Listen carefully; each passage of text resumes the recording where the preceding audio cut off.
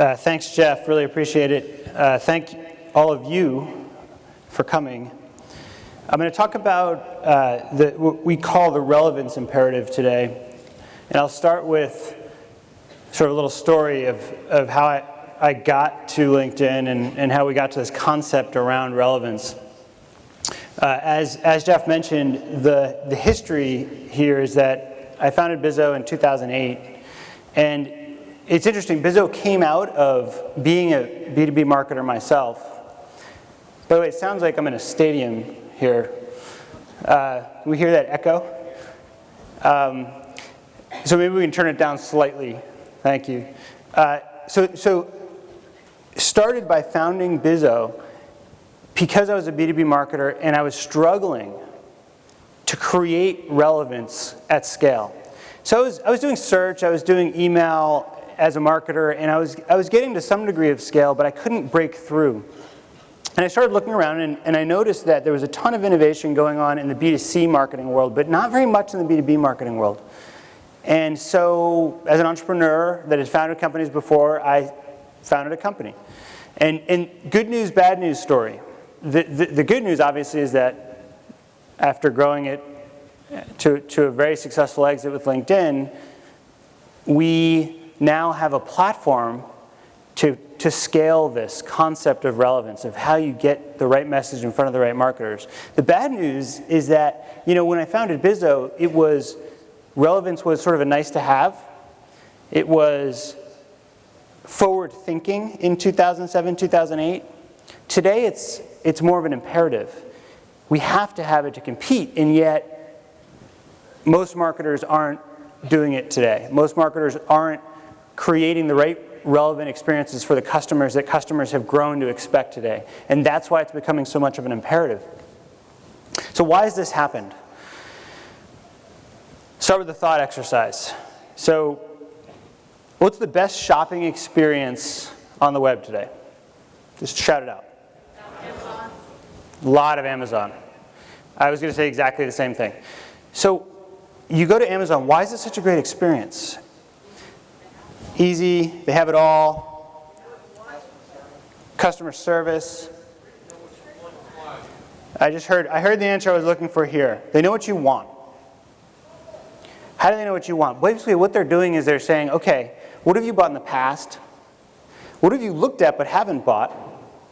What are other people like you looking at and buying and not buying? And they're creating this incredibly relevant experience for you. In fact, if you think about it, if I get a text right now from my wife and she's like, we're out of diapers, I can, with a few clicks, buy what I need, have it shipped home, and I'm like a better person, right? A better dad, a better husband for having done so. So they've created this incredible experience, and it's the experience that we've come to expect as customers, as consumers. All of this technology today is available. All of this technology is available for marketers to be able to do this for their customers. The reality, however, is very different from that.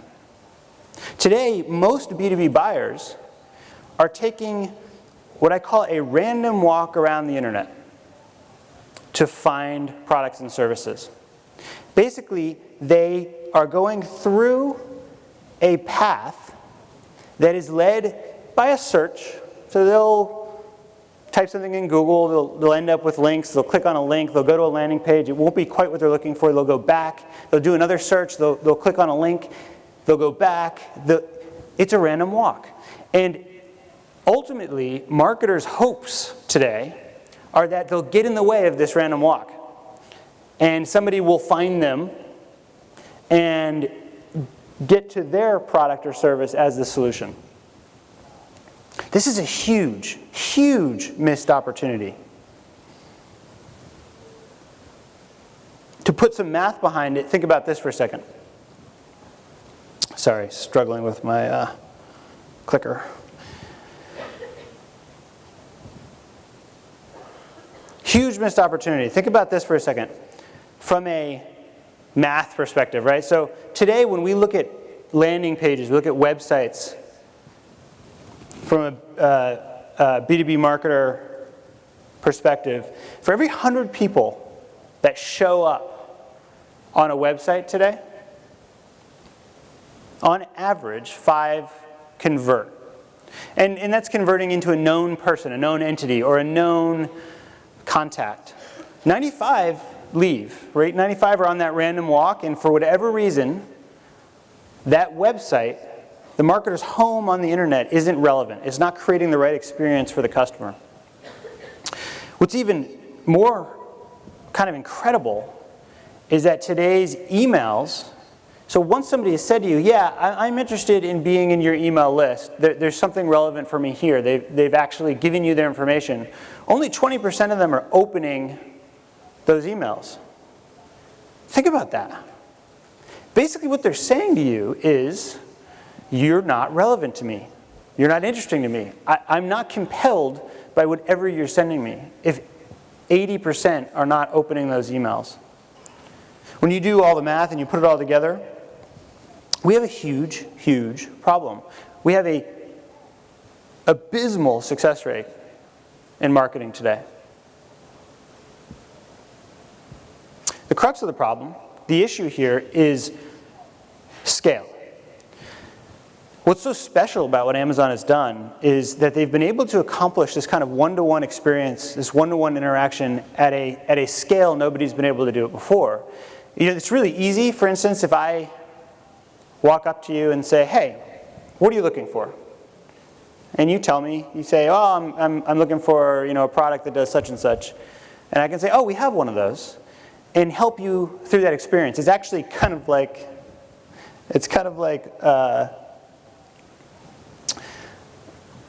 what happens, or what used to happen in stores, right? Not many people go to stores anymore, but when you do, it's that one-to-one experience that you get when you talk to somebody at the store. That is very hard to do at web scale. You can do it for tens of people, you can do it for hundreds of people. Getting to thousands and tens of thousands was really the problem that I was struggling with as a marketer way back in 2007 and trying to solve for with Bizzo. The solution to this is helping to create relevant experiences for these cohorts of individuals that are today showing you the behaviors that could indicate what they're looking for. They're clicking on certain links. They are reading white papers. They're reading content. They're searching on certain terms. And if you as a marketer could aggregate all of that and understand it, you could then create relevant experiences for them. So in some ways, they are talking to you if you're listening.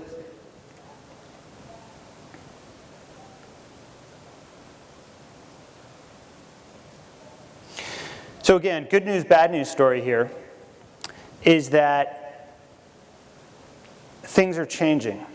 As I mentioned, the technology is there to do this today. That's the good news. The technology is there to create these incredible relevant experiences for customers. The bad news is that there is an imperative to get it right at this point. We can no longer delay because the best companies are moving forward with this and will be in front of customers when companies who aren't executing on this aren't going to be in front of customers. So I'm going to talk about sort of 5 key trends that we are seeing that's leading to this relevance imperative, this requirement to be in front of customers with more relevance, with exactly what they're looking for, to change the math that I showed earlier of irrelevance that we see today. The first one is mobile. So, you know, if you look at mobile, so basically since the iPhone was created in 2007, we've become increasingly attached to these devices. And one of the incredible stats is that at this point, about 50% of content is being consumed on these mobile devices. In fact, LinkedIn just had its own mobile moment where north of 50% of visitors are coming via their mobile device to LinkedIn.com. Now, you know, the interesting thing about mobile is that it's an incredibly relevant experience if you get it right. So another thought exercise, let's say that you got a text or a buzz on their phone right now, and we've all had this experience. You open the phone and it's kind of an irrelevant SMS ad. How do you feel? Pretty bummed out, right? Annoyed, I heard. It's sort of like, oh man, it feels a little slimy that they found me here. And in part, it's because this is such a personal device. If you get a bad ad on a desktop, you don't have that same experience, right? You're like, that's annoying, but you don't really pay attention to it. On a mobile device, you're bummed out about it. But think about this for a second. Let's say that text, you pulled it up and it said, we notice you're at the convention center. If you eat at one of these 3 top-rated restaurants, we'll give you 50% off if you use your American Express card. How do you feel about it now? You're kind of like, I'm glad they found me, right? I'm glad that they were able to create that relevant experience for me. And that's the power of mobile. Location aware, time aware, what are you doing and where are you going aware. If you can do that in a privacy sensitive way and create great relevance, that's a huge opportunity. Second big trend, the ability to bring all the data to bear and create relevant experiences through better content and experiences is now available to any company. And so I'll give you one example here. So if, 5-10 years ago, you remember you called the airlines, and the predominant experience was one of, press 1 for domestic, press 2 for international, press 3 for, these menu options have changed, right? It was this just horrible interactive experience that you'd eventually get through and get to where you were going. Well, if you call United Airlines today and you're a frequent flyer, you're going to get a very different experience. It's going to say, hello, Mr. Glass, we recognize you from your phone number. Are you calling about your flight tomorrow? We notice it's on time. So, first of all, that experience change, that relevance is amazing, right? It's almost magical when you get this right. How did they do that, though, right? So if you go back to how they would pull that off, they'd have to get databases, the customer contact database. They'd have to tie it to the flight information database. There's probably a frequent flyer database in there as well. And somebody had to pull all that together.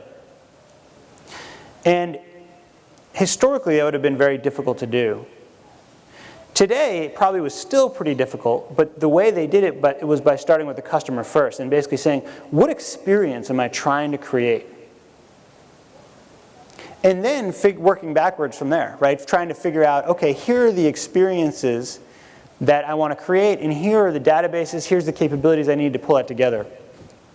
The good news is, as a small business, you are able to do this way easier than a United could, because one person owns all that data, mostly. And it's just a matter of saying to yourself, what are the experiences I want to create? And working backwards and figuring out what technologies do I have to do it, or what technologies do I need. And with companies like LinkedIn out there and HubSpot out there, those technologies are creating these incredible, very inexpensive capabilities to create those experiences. Technology is also unlocking this incredible nurturing opportunity. So, I talked about this random walk here around the internet. Well, what we're seeing is the technology from companies like HubSpot and companies that allow you to track behavior and understand what's going on, what are people consuming. It's basically allowing you to have the ability to hold somebody's hand once you start to understand what they're looking for. You can kind of meet them halfway. And if somebody's starting to consume something on your site, or downloading a specific case study or a specific piece of information, you can say, oh, I know that you're interested in this sort of range of products. I know based on technology that you're a small business. And you can hold their hand through a process based on what you see they're interested in, based on what they've searched for and what they've consumed. That creates a tremendous power for you as a business, again, to be able to listen to what customers want and turn around and create these great experiences. Another big trend is prediction. So based on big data capabilities, the staggering drop in cost of processing and cost of storage, we now are getting really good at predicting success. And what does this do for us? Well, today, everybody looks like the same person. But if you can do a decent job predicting, all of a sudden, the most valuable customers, the most high opportunity customers become clear. And so look no further than HubSpot's announcement yesterday to add a predictive lead scoring capability to the platform, LinkedIn's acquisition recently of a company called FlipTop in this space. You see that this is a critically important part of marketing, and it's becoming very easy to do. And so the ability to look at who are my highest lifetime value customers, who are the customers that are going to lead to the most success for my business, and use that information to then target more effectively. Use the information that, what do those companies have in common? Are they all hiring for certain types of people? Or have they just gotten new office space, right? All of the different sort of characteristics of these customers that allow you to be more successful in targeting will help you solve that math problem I gave you earlier. It will help you find the right attributes and find the right story to tell and experience to create for those customers to be more successful. The final trend that we're seeing is the fusion of advertising and marketing. And this really gets to the opportunity and why I'm here. So historically, marketing automation, I installed a marketing automation platform when I was a marketer back in 2004. And historically, it's been really good for creating very personal experiences at a really low scale. You had to know who that person was. You had to have their email address. On the other side of the equation, advertising technologies have been built for super web scale, right? Billions and billions of impressions over short periods of time. But completely irrelevant, or almost completely irrelevant, right? It's sort of the spray and pray. And what's happening is these two things are coming together into what we're calling relevance marketing. This notion that you can create these massive relevant experiences for customers at tremendous scale. And this is the sort of peanut butter and chocolate moment. It's this notion that you can take a platform like a HubSpot and you can integrate it with a platform like a LinkedIn and create relevant experiences for your customers and your prospects at a scale that was not possible even a few years ago. This is leading to the relevance imperative. This is leading to how I, as a product leader for LinkedIn Marketing Solutions, am thinking about the future of the marketing universe, and in particular, the marketing universe to reach business professionals. If you dig into that, we think at LinkedIn that we have an opportunity to help marketers be wildly more effective than they are today. We're reaching today about 380 million people around the world that are coming to LinkedIn to create and be more connected, right? Create networks and be more connected with the people that matter to them and can help them further their careers, to learn, to be informed, and not only be informed, but also help others stay informed and help create their own thought leadership, and ultimately get hired and advance their career.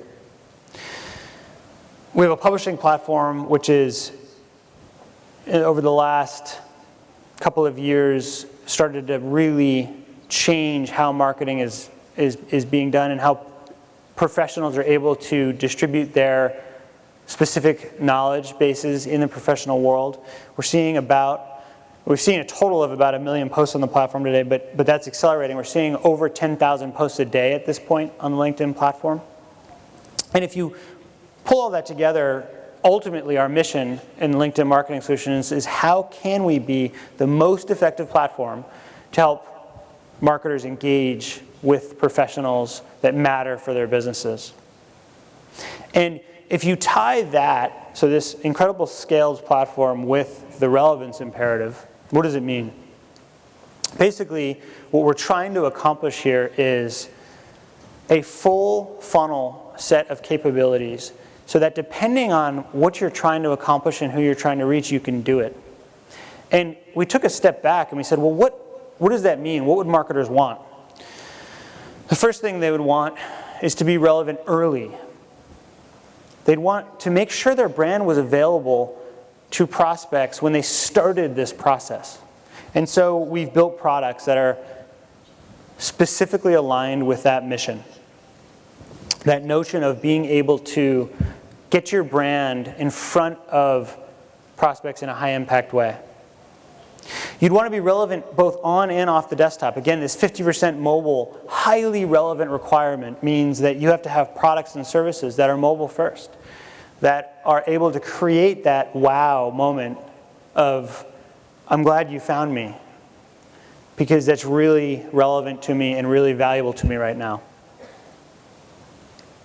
We said marketers would want to be relevant to both their known audiences, so the audiences that they have in HubSpot today, as well as anonymous audiences that are on LinkedIn kind of waiting to be targeted and waiting to be reached with the right message at the right time.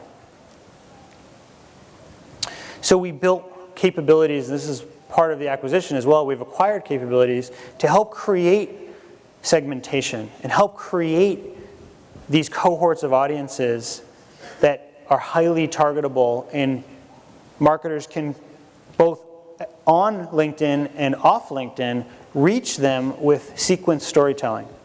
Reach them with the messages that are relevant to them at the right time based on what they're doing, what they're consuming, how they're consuming it, and why they're consuming it.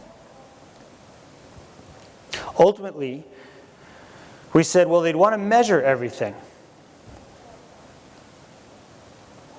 And they'd want to measure not just conversions and not just attribution at the end of the funnel, but what's going on throughout the funnel.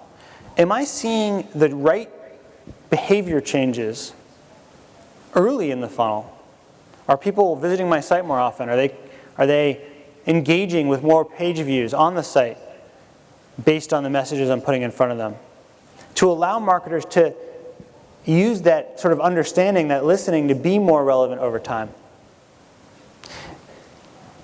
And finally, we realized that we were not going to be able to support all of these customers ourselves. And so marketers would want to use the platforms. I have a very aggressive slide turner here. Use the platforms that they were comfortable with to be able to market on LinkedIn. And that's what this partnership that we announced yesterday is all about. The notion is that this peanut butter and chocolate moment of being able to use a HubSpot to power your inbound marketing and combine that with the power of reaching these global 380 million professionals is incredibly powerful. The relevance that can be created when you really understand both who you're trying to reach, what they're looking for, use things like predictive modeling to decide who to target outside of that, and then push that targeting into the LinkedIn feed, is helping to solve the relevance imperative. Because at the end of the day, relevance is all about relationships. So who are you creating these relationships with? And are you providing them the right information? And then ultimately, the results you're able to drive for your business. And if we had our way, the goal would be that you're not just meeting them in the middle, you're holding their hands from the beginning. And you're guiding them through this purchase cycle to the right answer. And you're creating relevance all the way through. So thank you so much for your attention. And we have some time, I think about 15 minutes or so, for Q&A. There's a few mics here. And happy to answer any questions you have if you have any. Thank you.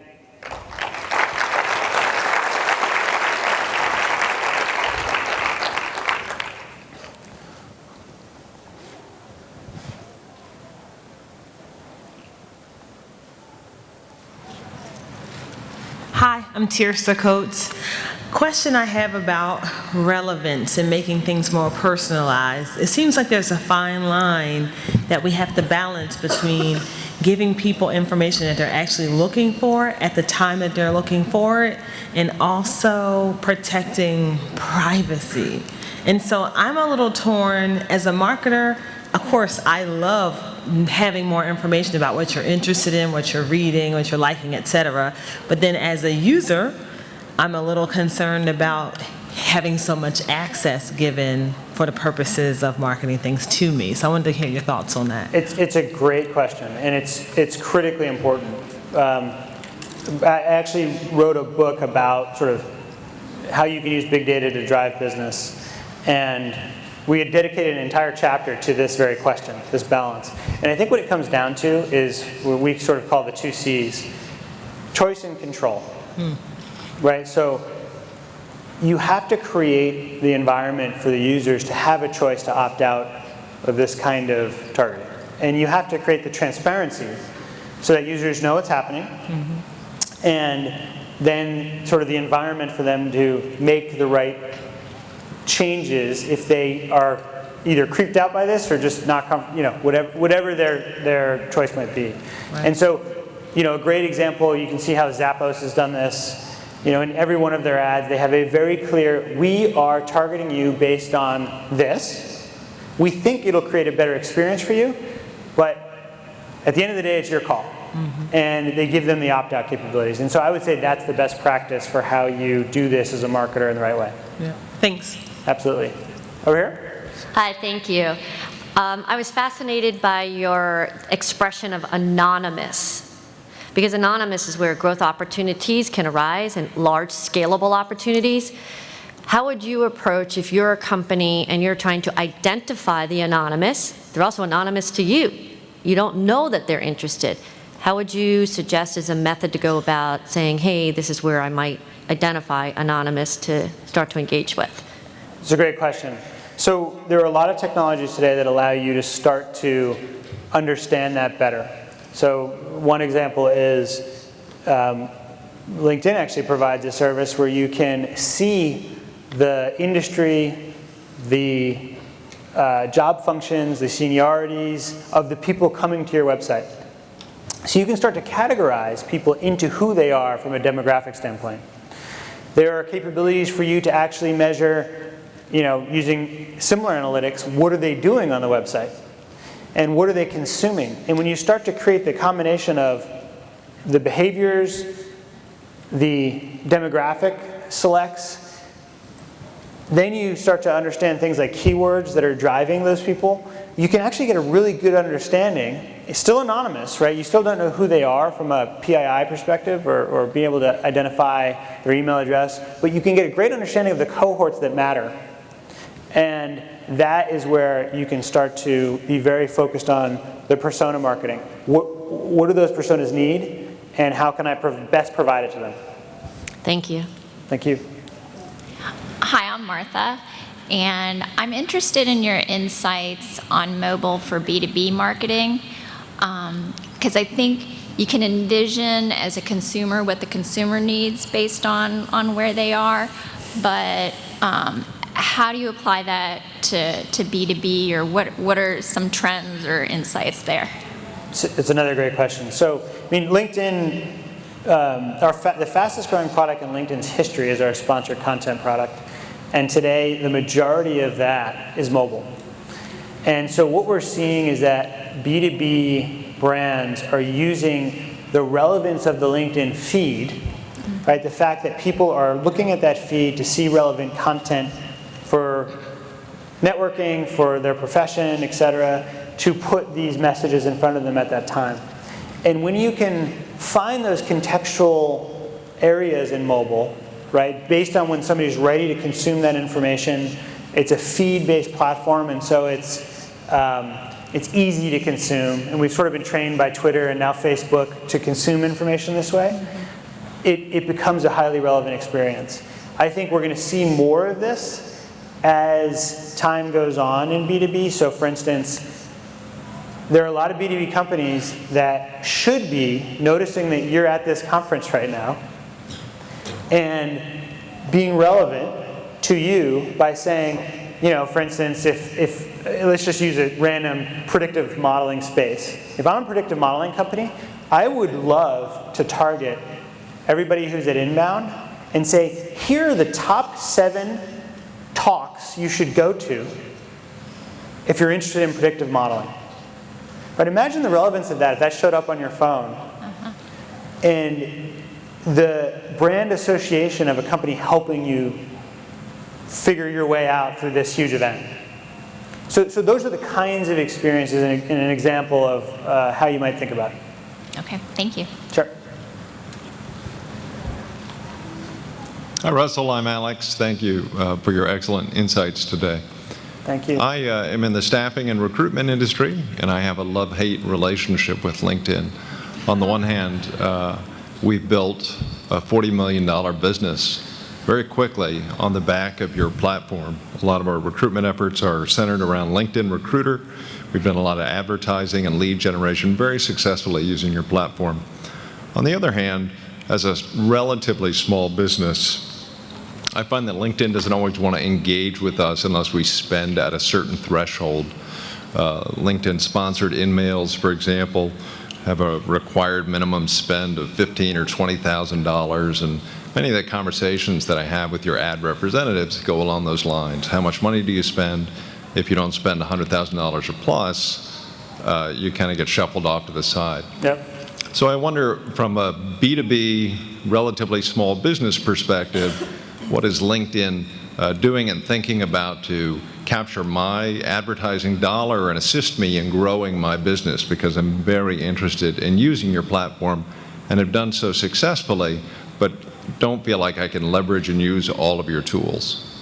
So it's a terrific question, Alex. Thank you. I think, first of all, it's part of the challenge of growing.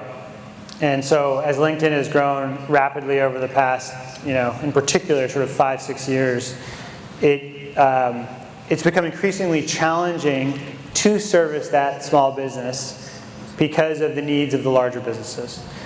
That said, we are completely committed to wanting to help all B2B businesses.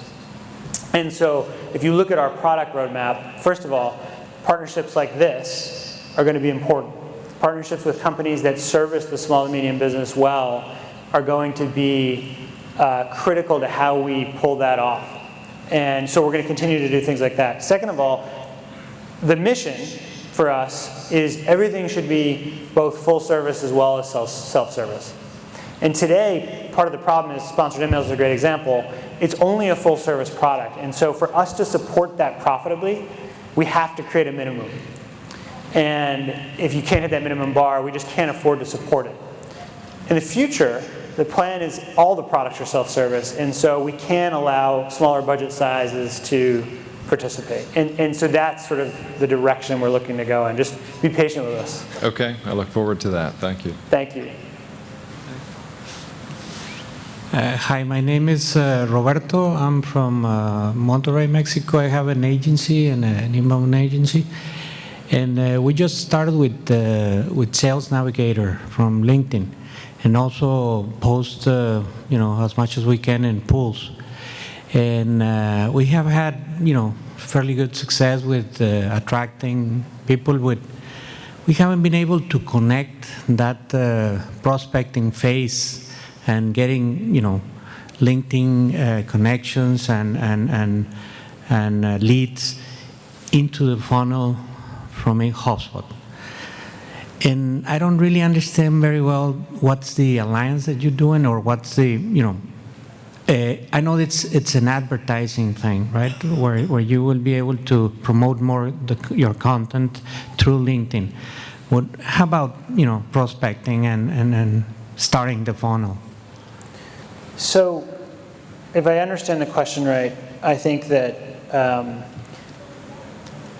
you're basically looking for more top of the funnel type activities, is that right? So yeah, we're trying to do warm calling, right? Through LinkedIn Sales Navigator. Yep. How do I connect that into HubSpot so I can nurture them, so I can qualify the prospects? Because I cannot do that.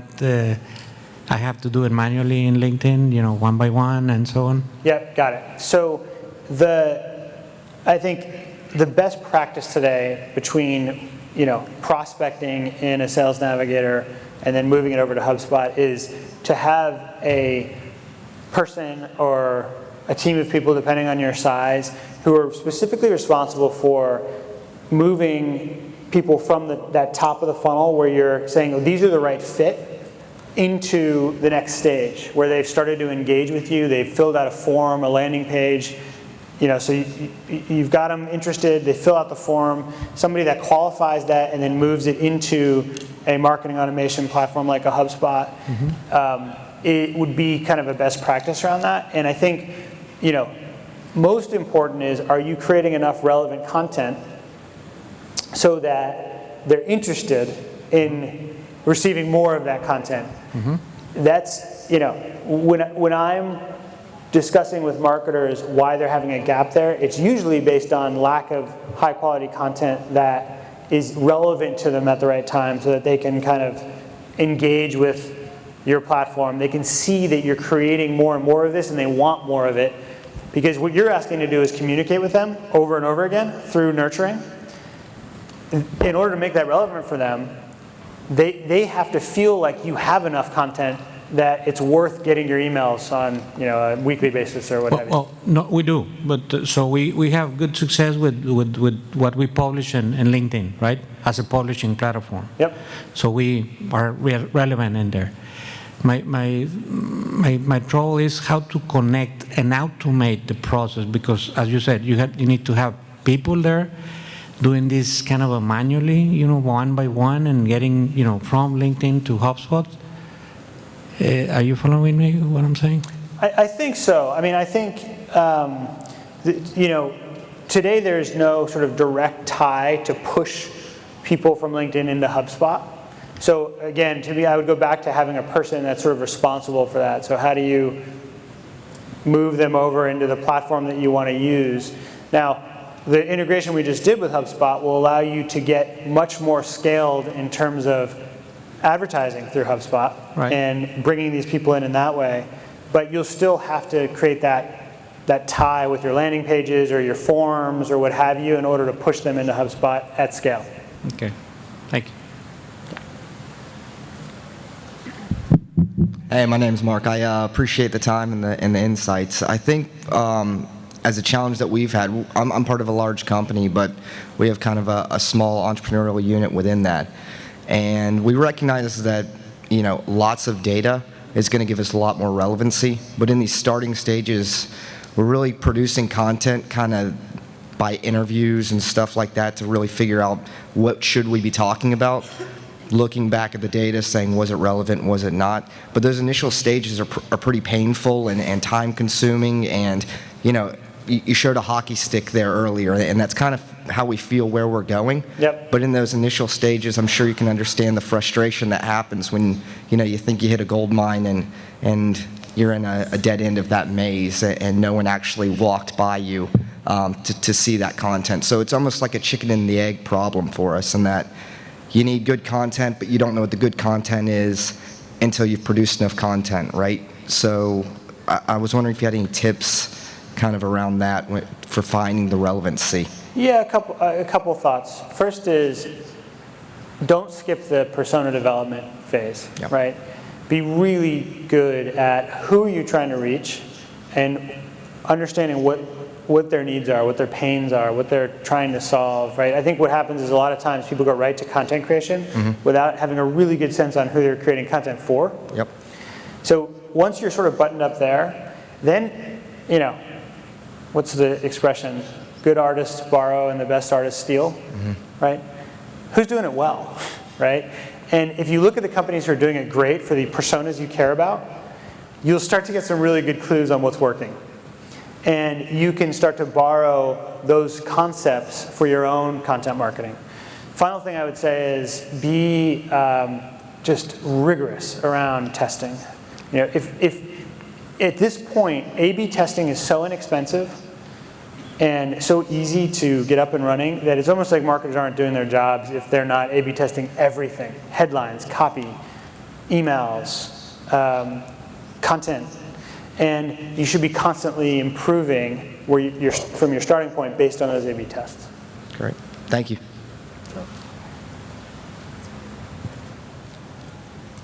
All right. Thank you so much for the attention.